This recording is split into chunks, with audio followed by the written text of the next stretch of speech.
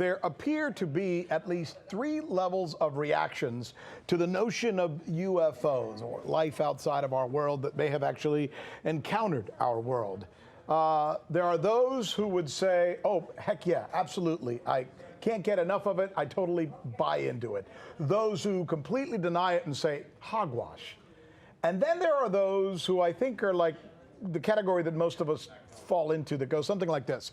I don't know, but I'm not willing to say that it absolutely cannot happen. It appears that even in the U.S. government, this category exists because the Pentagon, did you know, has long had a UFO program that used to be extremely secretive. Key word, used to be.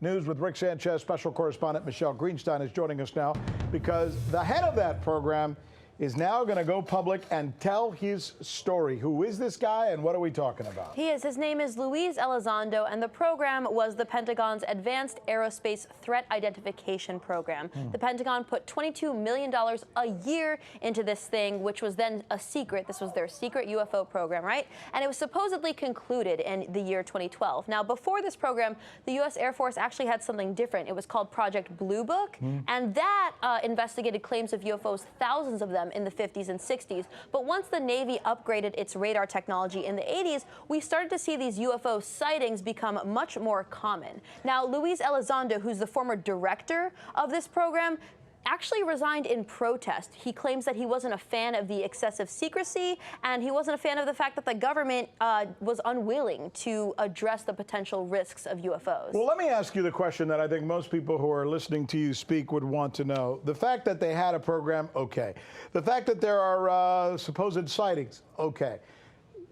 What's the difference, though, between some drunk guy in Arkansas saying, I saw something that doesn't check out, and verifiable accounts that they think, hey, there may have actually been an unidentified flying object there? Right. So those drunk guys, which maybe there were thousands of them, you know, in the past few decades, a lot of people are claiming to have seen UFOs in the U.S., I guess are now being maybe vindicated by these Pentagon officials like Mr. Elizondo, who, like I said, was the head of a Pentagon program. And he said that what these people were seeing in the Navy and the Air Force was being verified on radar, and that these UFOs were so fast, because, you know, UFO just means anything that you can't identify, right? Right, exactly. But the reason he thinks they were, you know, let's say out of this world is because they were so fast that they would have experienced the gravitational forces that far exceed the limits of endurance for both humans and the aircraft known to humans. He says that by all of his observations, they had to have been from another world. But half the time, these things are either the Russians or the Americans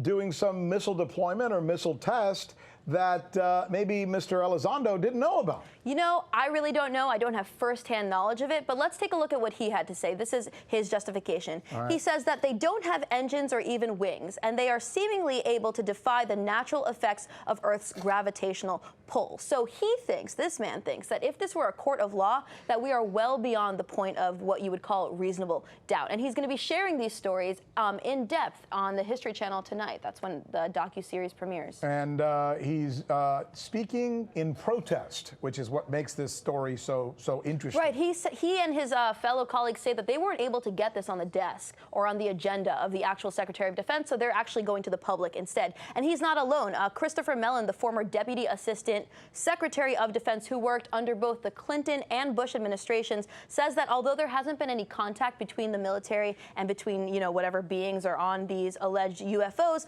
all indications point to the fact that these UFOs are what he calls, quote, intelligently controlled devices. So to him, it's no longer a question of if UFOs exist, but the question is, what are they? Who's in them, and why are they out here? Good stuff.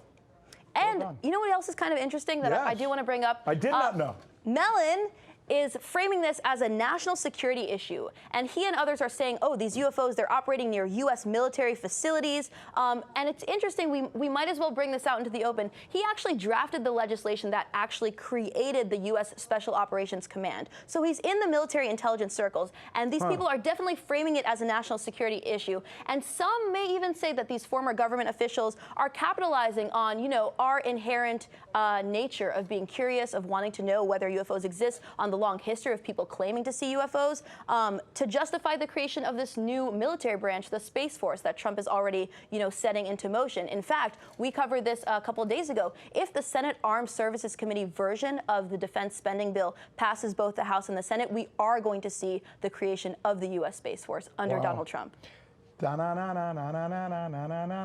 Dun. What is that from? I don't know what that is. Help me in the control room. I think that is Twilight Zone. Oh, Yes, okay. Twilight Zone. Thank you very much. My bad. Yeah. Thank you. Good report. Thanks, Well done. Rick.